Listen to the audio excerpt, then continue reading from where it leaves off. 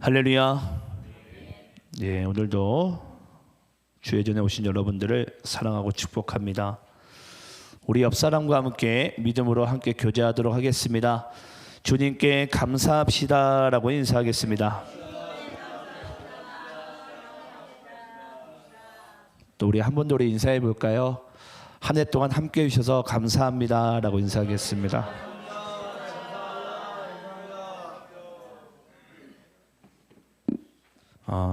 여러분들도 아시겠지만 저희 교회는 행정적으로는 11월 마지막 주가 이 회기를 마감하는 주입니다. 그래서 이제 다음 주가 마감하는 주인데 이제 추수감사절이 어찌 보면은 이제 마감하는 그런 의미도 있습니다. 담임 목사로서 여러분들께 말씀드리는 것은 한 해 동안에 정말 수고 많으셨고 또 함께 해주셔서 너무 감사합니다. 오늘도 예배를 드리면서 하나님께 제게 주신 저는 가장 큰 은혜가 전 여러분들이라고 믿습니다. 여러분 한 사람 한 사람이 저와 함께 동역함에 하나님의 나라가 이곳 가운데 있고 또 하나님의 마르지 않는 은혜가 또 우리 가운데 풍성하게 열매 맺어 가는 줄을 믿습니다. 또한 이 자리에 참석하지 못한 우리 교우들에게도 하나님의 긍휼하심과 은혜가 함께 뒤따르기를 간절히 소망합니다. 먼저 제가 좀 광고를 좀 드리자면요. 오늘 광고 가운데 저희가 이 김장이 있습니다. 김장이 12월 2일인데요. 이 김장은 저희 교회에서 이제 저희 교회 예산으로 하지 아니하고 이제 자발적으로 이제 여러분들이 특별히 이제 예물을 좀 섬겨주시면은 재정부장님에게 따로 이렇게 드리셔야 돼요. 섬겨주시면은 저희 교회 한 해 동안에 먹을 김장과 또 그리고 이제 다문화분들을 섬길 수 있는 그런 김장으로 쓰이게 됩니다. 그래서 여러분들이 마음에 감동이 오시거든 우리 꼭 재정부장님에게 개별 연락을 좀 하셔야 됩니다. 아마 단톡방에도 아마 계좌를 띄우실 것 같은데 그건 온라인으로만 저희가 하기 때문에 여러분들이 그렇게 섬겨주시면은 마음 모아주시면 너무 감사할 것 같고요. 두 번째는 죄송한 말씀인데 오늘 저희가 원래 총동원 주일을 하려고 했는데 보니까 오늘 특히 이 개인 사정으로 인해서 지금 빠진 교우분들이 상당히 많아요. 그래서 좀 여러분들께 좀 양해 말씀드리면 저희가 12월 24일로 총동원 주일을 변경하기로 그렇게 했습니다. 그래서 담임 목사로서 여러분들께 정말 마지막으로 좀 부탁드리고 싶은 것은 24일 주일은 여러분들이 어떤 일이 있더라도 그 주일만큼은 꼭 참석해 주세요. 예, 다른 주일은 뭐 시간 나시면 빠지시든지 뭐 그렇게 하시더라도 24일은 12월 24일은 꼭 부탁드립니다. 예, 제가 할 수만 있다면 무릎을 꿇어서라도 부탁드리고 싶어요. 예, 그때는 여러분들이 꼭 시간을 내주셔가지고 예, 우리가 주님 안에서 함께 저희가 그날을 이제 이렇게 정했어요. 이제 도시 안의 교회 감사제로 도감제 이렇게 해가지고 그걸 제가 1년, 2년, 제 1회, 2회, 3회, 4회 쭉 가려고 합니다. 그래 도시 안의 감사제를 도감제를 이제 올해부터 계속 이제 이렇게 진행을 할 텐데 감사하잖아요 하나님께 그렇죠? 그래서 올해는 어쩔 수 없이 저희가 12월 24일 날 하지만 내년부터는 이제 매 추수감사절이 도시 안의 교회 감사제로서 이렇게 매번 진행하도록 하겠습니다. 그래서 이렇게 변경된 부분은 제가 여러분들께 죄송한 말씀을 드립니다. 꼭 양해해 주시고 또 아마 개인별로 지금 뭐 김장이니 뭐나 되게 바쁘신 것 같아요. 그래서 그렇게 된 부분은 정말 죄송합니다. 자 이제 우리가 하나님의 말씀을 함께 한번 받도록 하겠습니다.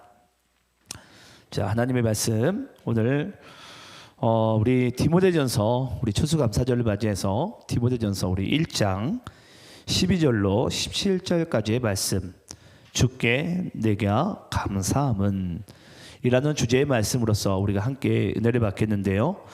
먼저 저와 여러분이 함께 본문 말씀을 서로 교독하시면서 읽도록 하겠습니다. 신약성경 디모데전서 우리 1장 12절부터 17절입니다. 제가 12절을 읽겠습니다. 나를 능하게 하신 그리스도 예수 우리 주께 내가 감사함은 나를 충성되이 여겨 내게 직분을 맡기심이니 내가 전에는 비방자요 박해자요 폭행자였으나 도리어 긍휼을 입은 것은 내가 믿지 아니할 때에 알지 못하고 행하였음이라. 우리 주의 은혜가 그리스도 예수 안에 있는 믿음과 사랑과 함께 넘치도록 풍성하였도다. 미쁘다 모든 사람이 받을 만한 이 말이여, 그리스도 예수께서 죄인을 구원하시려고 세상에 임하셨다 하였도다. 죄인 중에 내가 괴순이라.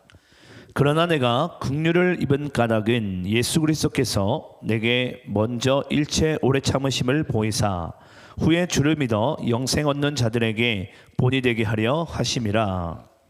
영원하신 왕 곧 썩지 아니하고 보이지 아니하고 홀로 하나이신 하나님께 존귀와 영광이 영원 무궁하도록 있을지어다. 아멘. 아멘.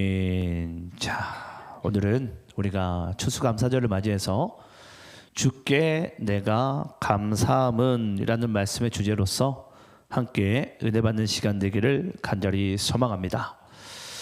자, 여러분, 어떤 사람이 누군가를 신뢰하고 따르는 것에 있어서 여러분 가장 중요한 이 마음의 자세가 어떤 마음의 자세라고 생각하세요? 내가 누군가를 신뢰하고 내가 끝까지 따르게 된다. 그럼 어떤 마음이 우리 안에 있어야 되죠? 여러분, 그것은요 반드시 내가 믿고 신뢰하고 따르는 그 대상으로부터 내가 어떤 사랑을 받는 존재인지 은혜 받는 존재인지를 알게 되는 그 순간에 우리는 그 사람을 믿고 따르게 됩니다. 그게 바로 여러분 우리가 믿는 예수 그리스도시고 하나님 아버지이십니다. 우리 인간은 여러분 때때로 우리의 마음이 변하고 또는 우리의 감정에 따라서 우리가 순간순간 그것을 놓칠 때가 있을 수 있어요. 하지만 우리가 믿고 따르고 아시는 바로 그 하나님과 그리스도 예수는요 정말 우리를 어느 순간에나 또는 눈동자처럼, 아니 우리보다도 우리를 더 잘 아시고 머리털까지도 세신받으신 그 하나님께서는 언제나 우리를 사랑하시고 주의 은혜 가운데 우리를 인도하시고 지키시는 분이심을 저는 믿기를 간절히 소망합니다. 이 은혜와 사랑을 알게 되는 그 순간에 우리는 나의 삶을 다해서 내 생명을 다해서 주님을 따를 수 있는 것이고 주님께 내 삶을 맡길 수가 있는 거예요. 저는 한번 여러분들이 한 해를 한번 지나가시면서 한번 생각해 봤으면 좋겠어요. 내가 하나님을, 예수님을 내가 믿고 의지하고 따르는 것에 있어서 내가 그 하나님의 사랑과 내가 그 은혜를 내가 지금 받고 있는 존재인지, 여러분 한 해 동안에 어떻게 그 사랑과 은혜를 받았습니까? 그걸 알게 되는 그 순간에는요 우리는 누구나 할 것 없이 그 하나님과 그 예수님을 따르고 믿고 의지할 수 있는 인생을 살아갈 수밖에 없습니다. 저는 그래서 여러분들이 오늘 말씀을 받으시면서 그 은혜와 그 사랑을 한번 잘 기억하시면서 오늘 이 말씀을 받길 원하고요. 자, 여러분 오늘 말씀은요 디모데 전서인데, 이 디모데 전서는 사도 바울은 지금 옥중서신이라고 얘기를 합니다. 지금 사도 바울은 로마 감옥에 갇혀 있어요. 로마 감옥에 갇혀 있으면서 이제 곧 사도 바울은 거기에서 이제 순교를 하게 됩니다. 이제 복음을 전하는 인생 가운데 로마 감옥에 갇혀서 삶의 최후를 보내게 되고, 그곳에서 이제 이 디모데에게 자기의 이제 영적 아들이죠 디모데에게 이제 편지를 쓰게 되는데, 어떤 편지냐면 에베소라는, 지금 이제 터키 지역이죠. 이 에베소라는 지역 가운데 담임 목사가 필요합니다. 후임자가 필요한데 그 중에 누구를 보낼까 하다가 사도 바울이 이 옥중서신으로서 이제 편지로서 디모데에게 편지를 씁니다. 디모데야, 네가 갔으면 좋겠다라는 거예요. 근데 여러분 디모데의 마음 가운데 어떤 마음이 있을까요? 갑자기 이제 자기가 이 에베소라는 지역 가운데 이제 쉽게 얘기하면 담임 목사로 파송을 받게 생겼는데 가려고 하는데 마음이 두려운 거예요. 더 쉽게 얘기하자면 무서운 거예요. 그 두렵고 무서운 마음 가운데 사도 바울은 디모데에게 자신의, 어쩌면 자신이 디모데 그 시절, 그 젊은 시절에 하나님께서 나에게 어떤 감사의 은혜를 주셨는지에 대한 그 감사의 내용을 적은 부분이 바로 오늘 본문 메시지입니다. 그럼 저는 여러분들이 오늘 이 말씀을 잘 받으시면서 과연 우리는 내가 처음 예수를 믿었을 때 우리도 디모데처럼 우리가 이렇게 해야 될지 저렇게 해야 될지 도무지 우리가 방향을 못 잡고 내가 예수님을 제대로 알지 못했던 그 순간에 사도 바울에게 임한 그 하나님의 은혜가 얼마나 감사한 은혜가 임했는지를 우리가 말씀을 통해서 한번 발견하기를 간절히 소망합니다. 자, 오늘 우리 한번 본문 12절 말씀을 한번 우리 여러분들이 읽도록 하겠습니다. 자, 본문 12절. 자, 여러분들이 있습니다. 자, 시작. 나를 능하게 하신 그리스도 예수 우리 주께 내가 감사함은 나를 충성되이 여겨 내게 직분을 맡기심이니. 자, 여러분, 사도 바울이요. 사도 바울도 디모데 시절이 있었어요. 더 쉽게 이야기를 하자면 여러분, 저도 목사이지만은 저도 예를 들어서 여기 앞에 앉아 있는 우리 이삭이나 청년들의 그 때가 저도 있었어요. 이제 막 예수님을 알고 이제 막 영적인 걸음마를 이제 막 떼려고 하는 그 순간에 저도 지금 기억이 나는 것은요. 제가 처음에 제가 예전 이제 교회에 있을 때 이 청년부라는 이 부서에서 제가 목자를 이제 제 목자가 그 저희 목장이 이제 막 부흥이 됐었어요. 그래서 우리 목장을 이제 분가시키자. 그때 우리가 한참 저희 목장이 한 15명, 16명이 모였었거든요. 한 목장이 다 목자가 감당하기 힘드니까 이제 제가 이제 부목자였어요. 그때 목자님이 그런 얘기를 하더라고요. 아, 상철아, 네가 목자로서 이렇게 분가를 했으면 좋겠다. 그때 제가 제 목자 형님에게 그런 얘기를 했습니다. 형, 내가 조금만 더 형 밑에 내가 있으면 안 되겠냐고. 왜냐? 무서운 거예요. 무서운 거예요. 왜냐? 저는 아직 예수도 잘 알지 못하고 제가 뭘 해야 될지 어떻게 해야 될지 전혀 모르는 상태 가운데 그 목자 형이 저한테 네가 목자로 분가를 했으면 좋겠다.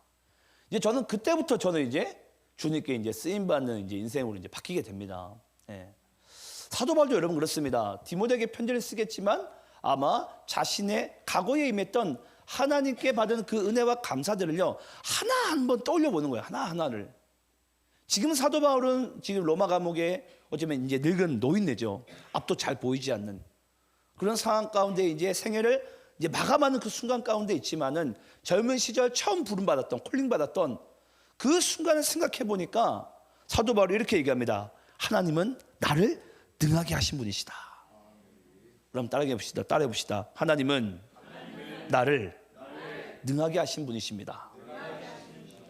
자, 여러분, 이 의미가 어떤 의미인지에 대해서 우리 빌립보서 우리 한번 4장 11절부터 13절까지의 말씀을 한번 저와 여러분이 함께 교독하시면서 읽도록 하겠습니다. 자, 하나님은 나를 능하게 하시는데 도대체 어떤 의미인가? 제가 11절 읽겠습니다. 내가 궁핍함으로 말하는 것이 아니니라 어떠한 형편에든지 나를 자족하기를 배웠노니 나는 비천에 처할 줄도 알고 풍부에 처할 줄도 알아. 모든 일 곧 배부름과 배고픔과 풍부와 궁핍에도 처할 줄 아는 일체의 비결을 배웠노라. 13절 함께 있습니다. 시작. 내게 능력 주신 자 안에서 내가 모든 것을 할 수 있느니라. 우리 한번 따라해 볼까요? 내게 능력 주신 자 안에서 내가 모든 것을 할 수 있느니라. 여러분 아마 빌립보서 4장 13절 말씀은요. 예수 믿는 자나 안 믿는 자나 이 말씀은 누구나 다 아는 법한 또는 외우고 암송하는 말씀일 거예요. 근데 여러분 여기서 우리가 전체적인 빌립보 4장의 메시지를 우리가 맥락을 보게 되면요. 여기서 사도 바울이 얘기한 12절에 등장한 일체 비결을 배웠노라. 나는 비천에 처할 줄도 알고 풍부에 처할 줄도 안다. 여러분 우리가 예수를 믿고 살아가다 보면요. 우리는 때로는 우리가 풍부에 처할 때도 있겠지만은 우리가 비천에 처할 때도 있어요. 근데 우리의 마음 가운데 항상 내가 예수를 믿되 어떠하길 바라죠? 풍부하기만을 바라죠. 풍성하기만을 바라죠. 하지만 사도 바울이 진짜 복음을 믿고 복음을 전하는 인생을 살아가다 보니까 비천에 처할 때도 있다라는 거예요. 하물며 자신이 개척했던 그 교회가 그렇게 성장하고 많이 세웠음에도 불구하고 그 교회들이 나중에 사도 바울을 의심하고 사도 바울을 정죄합니다. 저 사람 저 선교자금 다 삥땅 치는 거 아니냐고. 자기 사리 사욕이나 챙기면서 자기 배나 불리면서 그런 사람 아니냐고. 그렇게 막 정죄를 해요, 여러분. 근데 그럴 때는 사도 바울은 또 뭐 하죠? 자급자족을 합니다. 그럼 내가 선교비를 내가 끊겠다. 그러면 내가 이렇게 돈을 벌어서 내가 선교를 하겠다. 또 그렇게 해서 살아갑니다. 여러분 여기서 우리가 내게 능력 주신 자 안에서 나를 능하게 하시니 이 사도 바울의 고백이 뭐냐면요, 내가 복음을 믿고 살아가는 인생, 내가 복음을 전하는 인생 가운데 있어서 내가 때로는 비천하나, 내가 때로는 내가 풍부하나, 중요한 것은 뭐냐면요, 복음을 전하는 인생과 복음을 믿는 인생은 하나님께서 책임을 지신다는 거예요. 여러분 믿습니까? 이게 여러분 나를 능하게 하시는 일을 믿는 거예요. 어떤 믿음 가운데? 내가 복음을 믿고 복음을 전하는 인생 가운데 하나님은 내 인생을 책임지신 분이시기 때문에 나는 그분 안에서, 내게 능력 주신 자 안에서 내가 모든 것을 할 수 있는 거예요. 여러분 이 말씀이요, 우리가 세상의 어떤 성공을 위해서 그렇게 쓰임받고 이용당하는 그런 말씀이 아닙니다.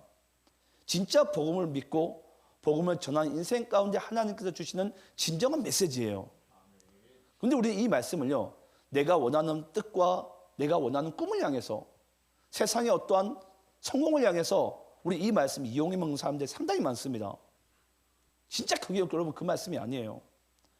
저는 정말 여러분들이 복음을 믿고 정말 여러분이 복음을 전하는 인생 가운데 있어서 정말 내게 능력 주신 자 안에서 나를 능하게 하시니에 그의 삶의 고백이 좀 여러분의 삶 가운데 임하기를 간절히 축원합니다. 자, 그리고 오늘 본문 12절 말씀 보게 되면요, 본문 12절에 보면 나를 능하게 하신 그리스도 예수 우리 주께 내가 감사함은 또 나를 어떻게 하신다고요? 충성되이 여겨주신다. 자, 여러분께 한번 질문해 볼까요? 여러분들은 혹시 내 자신이 충성되다고 생각을 하십니까? 예. 우리 남편분들께 얘기를 해볼까요? 남편들은 아내에게 충성됩니까? 아내는 남편에게 충성합니까? 또 그리스도의 신부인 여러분들께 질문을 해볼게요. 여러분들은 신랑 되신 예수님께 충성합니까? 오직 신랑 되신 예수님만을 사랑하십니까? 너무 부끄럽지 않습니까? 예. 그런데 그 예수님은요, 우리에게 말씀하시는 거예요. 나를 충성되이 여겨주신다고. 여기서 중요한 게 뭐냐면 여러분, 여긴다는 표현입니다. 여긴다는 표현. 내가 나를 보면 여러분 충성이 한 100점 만점에 한 10몇 점 거의 없는 것 같아요. 충성된 마음이. 예. 그런데 그 하나님께서요, 나를 충성되이 뭐 한다고요? 여겨주신다는 거예요. 여러분 이게 우리에게 은혜예요. 여기서 하나님께서 나에게는 충성의 어떤 글자도 없는데 나를 충성되이 여겨주신다는 것은 하나님의 결단이자 하나님의 각오입니다. 누구를 두고? 한 인생을 두고. 그 한 인생을 두고 하나님께서는요, 자기가 각오하시고 자신이 결단하신 거예요. 반드시 내가 너를 하여금 뭐하게 하겠다? 나로 하여금 충성되게 난 너를 살게 하겠다는 거예요. 그게 하나님의 결단이자 하나님의 다짐이에요. 예. 결국은 이게 바로 여러분 결국 뭘 얘기하는 거죠? 제가 아까 누군가를 신뢰하고 믿고 따르는 것에 있어서 우리가 그렇게 어떤 마음가짐이 필요하다고 그랬죠? 저 사람이 나를 얼마나 사랑하는지, 내가 어떤 은혜를 받고 있는지. 한마디로 여러분, 나를 충성되게 여겨주시겠다는 것은 하나님께서 날마다 나에게 새로운 은혜와 사랑으로서 충만하게 채워주신다는 의미예요. 그때 우리가 뭐 하게 되니까? 충성된 삶으로서 주님께 나아갈 수 있으니까.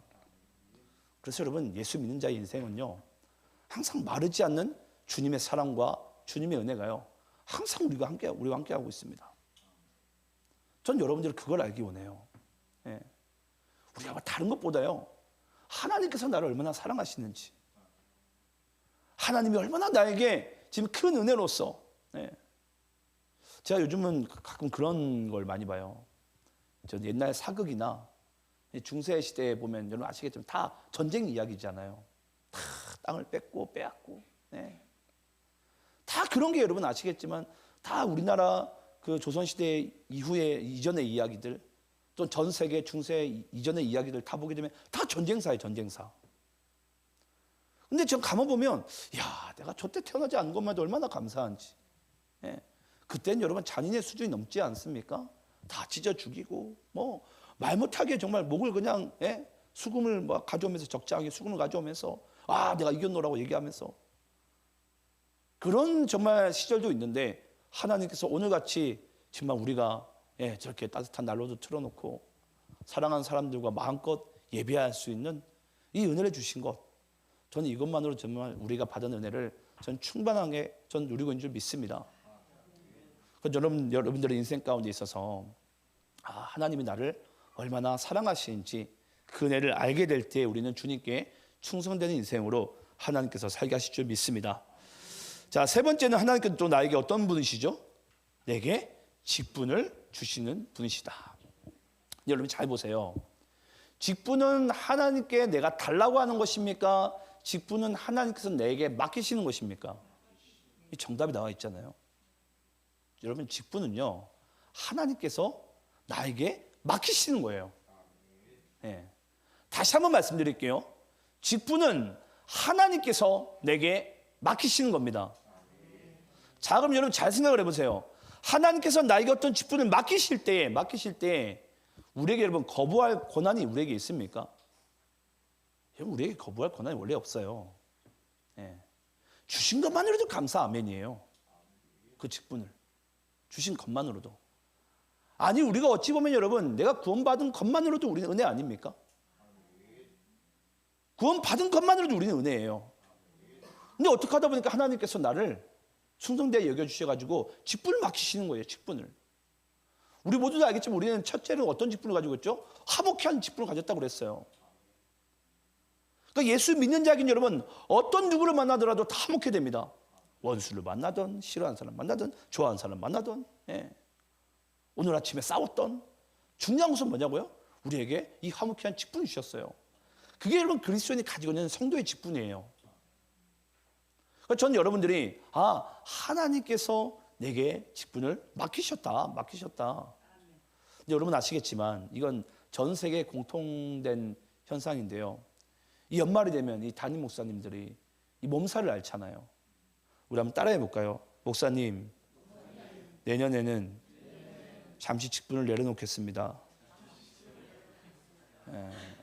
이 전 세계의 공용어예요. 연말이 되면.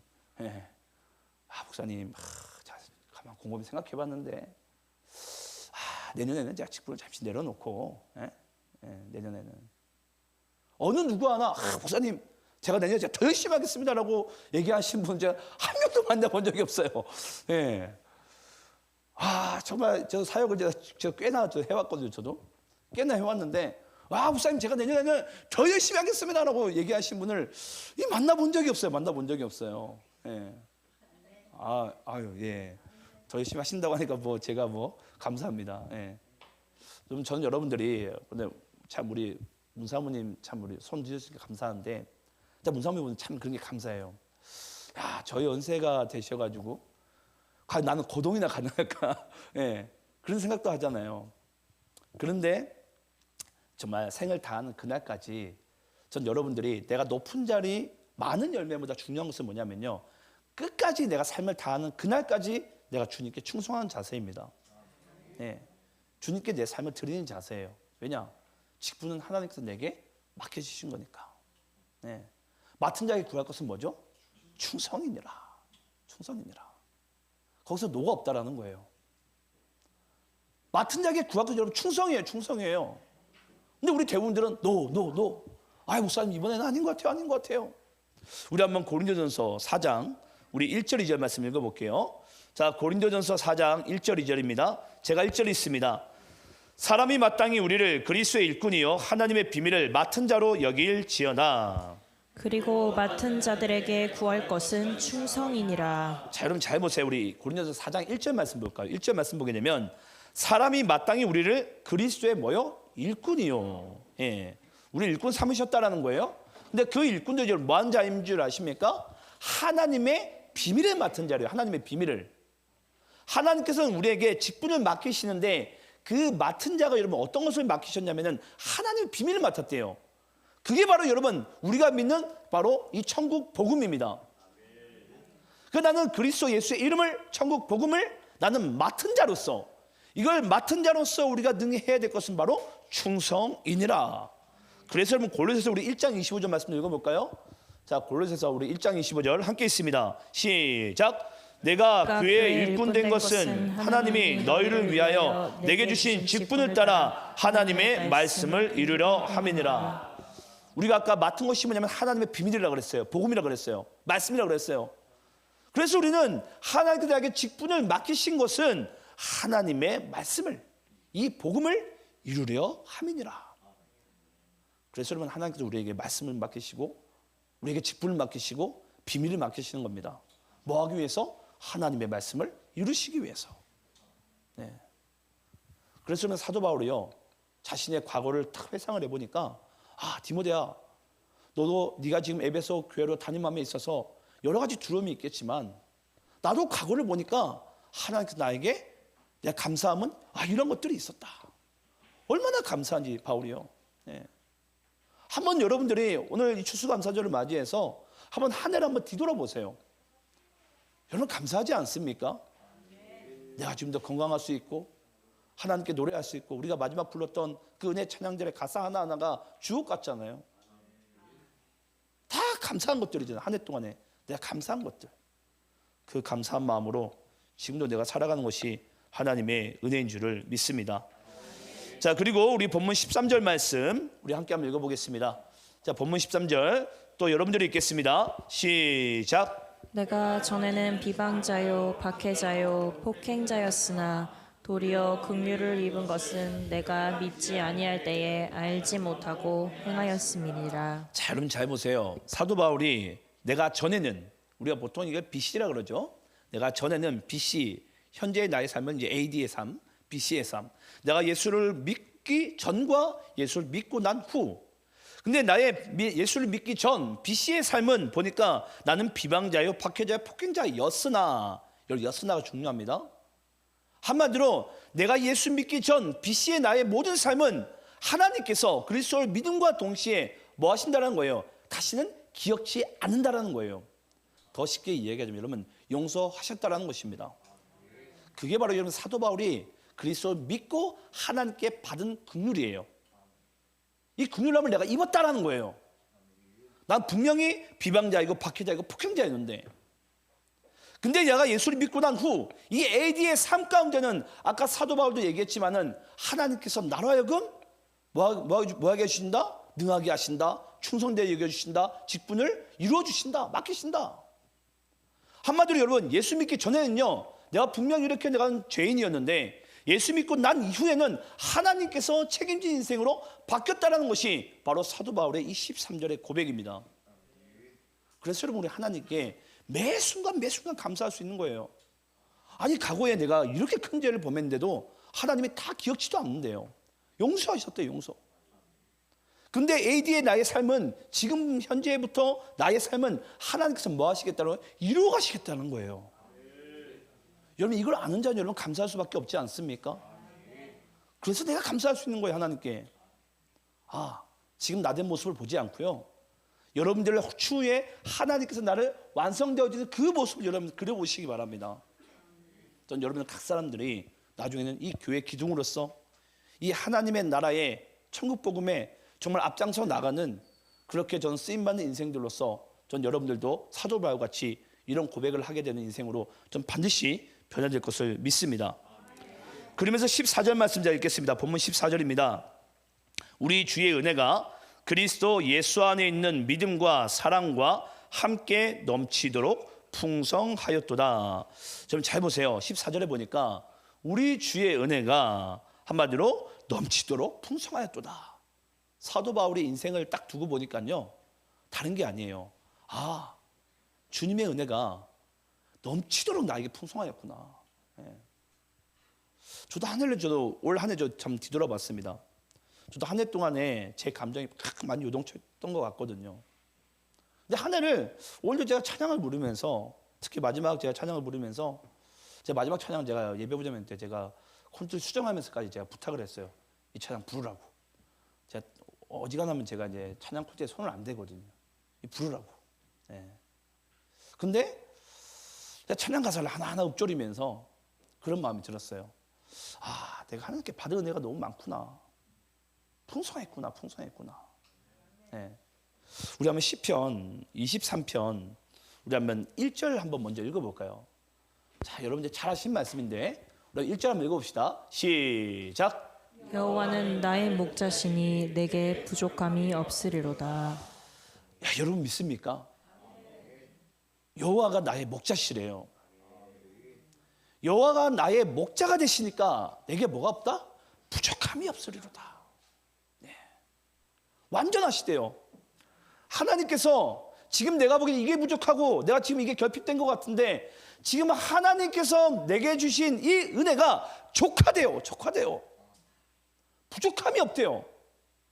내가 이게 지금 문제인 것 같고 저게 문제인 것 같고 이게 뭔가 내가 지금 부족해 보이고 저게 부족해 보이는데 하나님이 지금 내게 주신 그 은혜가 하나님이 나의 목자가 되시니까 그것이 완전히 부족하다는 것입니다. 그러면서 또 이 시편 기자가 우리 5절에 이런 고백을 하게 되죠. 자, 5절 함께 있습니다. 자, 시작. 주께서 내 원수의 목전에서 내게 상을 차려주시고 기름을 내 머리에 부으셨으니 내 잔이 넘치나이다. 아멘. 여러분, 이 시편 기자가요, 아시겠지만 다윗의 시인데 다윗이요 진짜 하나님의 그 은혜가 부족함이 없다라는 것을 어느 순간에 알게 된 줄 아십니까? 원수의 목전에서 알게 돼요.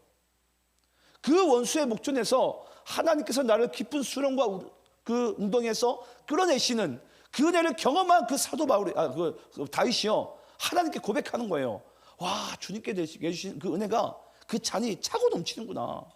풍성하구나. 네. 여러분, 그리스도인의 진정한 감사는요 잊지 마세요. 정말 극심한 고난과 시험과 그 역경 가운데 우리는 진정한 감사가 나오고 풍성한 은혜가 넘치는 것을 그 순간 우리는 발견하게 됩니다. 그 성경 누구를 보더라도 여러분 다 똑같아요. 다 보면 여러분 그 고난과 시험과 역경 가운데 그 차고 넘치는 하나님의 은혜를 경험하게 되는 거예요. 그래서 우리의 인생에 지금도 내가 고난 가운데 있고 시험 가운데 있으시거든. 지금 내가 하나님의 차고 넘치는 그 은혜를 경험하고 있는 그 순간이구나. 예. 전 그것을 발견되어지기를 간절히 축원합니다. 자, 그리고 고린도전서 우리 15장 10절 말씀 읽어볼까요? 고린도전서 15장 10절입니다. 자, 또 여러분들이 읽겠습니다. 시작. 그러나 내가 나 된 것은 하나님의 은혜로 된 것이니 내게 주신 그의 은혜가 헛되지 아니하여 내가 모든 사도보다 더 많이 수고하였으나 내가 한 것이 아니요 오직 나와 함께 하신 하나님의 은혜로라. 우리 한번 따라해 보겠습니다. 내가 나 된 것은 오직 나와 함께 하신 하나님의 은혜로라. 여러분 믿습니까? 예, 이 15장 10절을 간단하게 줄이면 내가 나 된 것은 오직 나와 함께 하신 하나님의 은혜라는 거예요. 예. 여러분, 우리에게 이 이상의 이 이하의 어떤 것이 있겠습니까? 예. 내가 지금도 두 다리 가지고 두 팔 가지고 이 내 육신의 건강함을 가지고 이 땅 가운데 살아갈 수 있는 것, 지금 내가 나 된 것은 하나님의 은혜이구나. 왜냐? 그 하나님의 은혜가 지금 나와 함께하기 때문에. 저는 그래서 예수 믿고 살아갈 때 있어서 가장 큰 위로가 되는 것은요, 지금 이 순간에도 하나님은 나와 함께 하시는구나. 나는 지금 쓰러질 것 같고 넘어질 것 같고 다 내려놓고 싶은데 그 순간에도 하나님은 나와 함께하고 계시구나. 네. 그래서 여러분, 그 하나님께서는 이제 육신으로 도저히 우리가 함께할 수 없으니까 성령으로 우리한테 들어오셨잖아요. 네.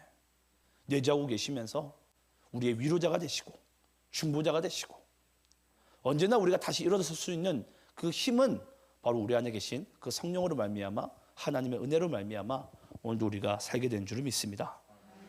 그러면서 사도 바울이 디모데에게 이런 고백을 합니다. 15절 말씀 우리 함께 합독하겠습니다. 함께 있습니다. 시작. 미쁘다 모든 사람이 받을 만한 이 말이여 그리스도 예수께서 죄인을 구원하시려고 세상에 임하셨다 하였도다. 죄인 중에 내가 괴수니라. 자, 여러분 여기 미쁘다. 여러분 이게 미쁘다라는 것은요, 이것이 바로 하나님의 성품을 얘기합니다. 하나님의 성품. 하나님은 미쁘신 분이시다.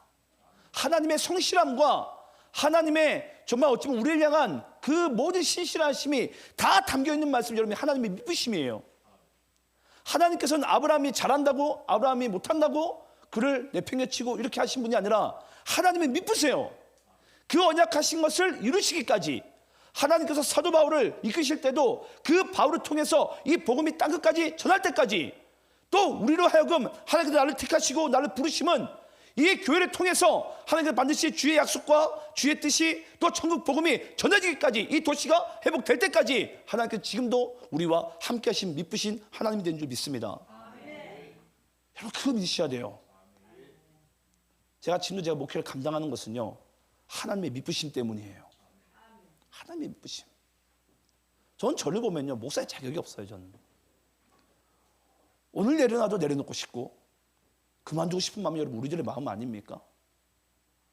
근데 하나님은요, 오늘도 미쁘셔가지고 그 신실하신 성품으로서 한 인생 한 인생을 지금도 붙들고 나가세요. 얼마나 감사한지, 얼마나 감사한지. 네. 그래서 여러분 바울이요, 이 디모데에게 고백할 수 있는 것이 그것입니다. 하나님은 미쁘신 분이시다. 근데 여러분, 하나님의 미쁘시다, 하나님의 성실하신 그 사랑과 신실하심을 우리가 어느 순간에 가장 우리가 많이 발견한 줄 아십니까? 여기서 바울이 고백한 이 고백이에요. 내가 죄인 중에 괴순이라. 내가 죄인인 것을 알게 되는 그 순간에 우리는 하나님의 미쁘심이 보이기 시작합니다. 왜냐? 나는 오늘도 죄인이기 때문에 내려놓고 싶거든요. 그만두고 싶고 내 핑계 치고 싶어요. 왜냐? 난 죄인 중에 괴수니까. 내 살이 살고 채우고 싶고 내 정욕대로 살아가고 싶어요. 그런데 사도 바울이요, 내가 죄인 중에 괴수임을 알게 되는 그 순간에 무엇이 발견되기 시작한다고요? 하나님의 미쁘심이 발견되기 시작해요. 아, 지금 내가 나된 것이 이것은 하나님의 미쁘심 때문이구나. 하나님의 미쁘심 때문에. 이 하나님의 미쁘심이 오늘도 나를 주장하고 나의 중심을 잡아가고 계시구나. 이것이 바울에게 발견되듯 전 여러분들 인생 가운데 발견되어지기를 간절히 축원합니다. 자, 마지막으로 우리 한번 16절, 17절 읽고 마치도록 하겠습니다. 제가 16절 읽겠습니다. 그러나 내가 국류를 입은 까닭은 예수 그리스도께서 내게 먼저 일체 오래 참으심을 보이사 후에 주를 믿어 영생 얻는 자들에게 본이 되게 하려 하심이라. 영원하신 왕 곧 썩지 아니하고 보이지 아니하고 홀로 하나이신 하나님께 존귀와 영광이 영원 무궁하도록 있을지어다. 아멘. 자, 여러분 잘 보세요. 16절에 보시게 되면요, 내가 긍휼을 입은 까닭은, 사도 바울이요, 자기 인생을 되돌아보니까 아, 하나님께 나는 긍휼함을 입은 인생이구나. 예. 내가 잘해서도 아니고 내가 능력이 있어서도 아니고 내가 누군가보다 뛰어나서도 아니고 많이 가져서도 아니에요. 내가 지금 이 순간에도 복음을 감당하는 것은 하나님께 긍휼함을 입은 까닭이구나. 근데 여러분, 우리가 하나님께 긍휼하심을 받는 이유가 뭔 줄 아십니까? 이유가 뭔 줄 아세요? 그럼 따라해 볼까요? 내게 먼저 일체 오래 참으심을 보이사. 여러분, 내가 하나님께 긍휼함을 입은 까닭은요, 이 사도 바울이 고백하는 거예요. 아, 하나님께서 내게 먼저 일체 오래 참으셨구나. 오래 참으셨구나. 저는 그렇게 생각을 합니다. 우리가 보통 누군가를 사랑하고 용서할 때, 전 여러분들이 몇 번 사랑하고 용서할 수 있으세요? 뭐 한두 번? 아, 조금만 세네 번. 예. 근데 이 하나님의 사랑의 이 긍휼하심은요, 셀 수가 없어요. 예. 우린 보통 뭐 7번, 70번 뭐 그렇게 우리는 보통 이제 계산을 하잖아요. 그럼 77에 49, 490번까지 내가 용서하자. 뭐 그것도 여러분 뭐 불가능한 숫자이겠지만, 예. 근데 하나님께서 나를 사랑하시고 나를 긍휼하신 그 까닭은 보니까 오래 참으심이에요. 그걸 우리가 보통 뭐라고 표현하냐면 하나님의 고집이라고 해요. 하나님의 고집. 여러분, 하나님의 고집이 끝이 있습니까? 하나님의 고집은 끝이 없어요. 영원합니다. 영원합니다. 그래서 하나님께서는요, 한 번 택한 인생은 주님께서는 반드시 영원히 책임지신 분이시다. 그게 바로 여러분 사도 바울이 발견한 바로 하나님께 내가 긍휼을 입은 까닭이에요. 아, 하나님 나를 버리지 않으시구나. 언제나 나에게 긍휼을 베푸시구나. 그 긍휼하심은 하나님의 오래 참음에 있구나. 하나님의 고집에 있구나. 예. 하나님의 책임지심에 있구나. 그걸 발견한 사도 바울이 저는 끝까지 자신의 힘으로가 아닌 하나님께서 긍휼함을 입어서 그 복음을 순교하는 그때까지 감당하게 된 줄 믿습니다. 그걸 여러분 사도 바울이요, 디모데에게 고백을 하고 있어요. 디모데에게. 저는 이제 여러분 말씀을 마치겠습니다. 오늘 저는 말씀을 마치면서 이렇게 말씀드리고 싶어요. 결국 여러분 사도 바울이 과거의 시간들을 다 회상을 하면서 하나님께 감사한 여러분 내용이 뭐죠? 디모데에게 전하고 싶은 진짜 중심적인 내용이 뭐죠? 나는 죄인이었는데 하나님께서 나를 너무 사랑하셨어. 하나님께서 나에게 차고 넘치는 풍성한 은혜를 주셔서 이 사명을 감당했다라는 거예요. 그게 여러분 디모데에게 말하고 싶은 거예요. 여러분 이제 우리가 한 해를 마치고요. 내년에도 이제 목자로서, 부장으로서, 집사로서, 권사로서 각자의 모습으로서 이제 우리는 또 한 해를 충성되게 살아가야 됩니다. 근데 솔직히 우리가 열매를 바라보자면 그냥 내려놓고 싶잖아요. 목사님 내년에 쉴게요. 근데 사도 바울이 디모데에게 얘기하고 싶은 것은 그거예요. 디모데야, 내가 나된 것을 보니까 이거 내게 한 게 아니다. 나는 그냥 죄인된 모습이 그대로였고 하나님께서 내게 주신 그 은혜와 사랑 때문이다. 긍휼함 때문이다. 이것이 나로 하여금 충성되게 여겨주셨고 나로 하여금 능하게 하셨고 나로 하여금 이 사도라는 직분을 거두지 아니하셨다. 이게 바로 사도 바울의 마지막까지 숨을 멎이는 그 마지막까지 하나님께 드릴 수 있는 감사의 고백이었습니다. 저는 이 감사의 고백이 전 여러분 삶에도 전 마르지 않기를, 또 한 해 동안 또 우리가 지켜오듯 내년에도 또 이 감사의 고백이 여러분의 믿음을 전 지켜나가기를 간절히 축원합니다. 우리 함께 기도하겠습니다.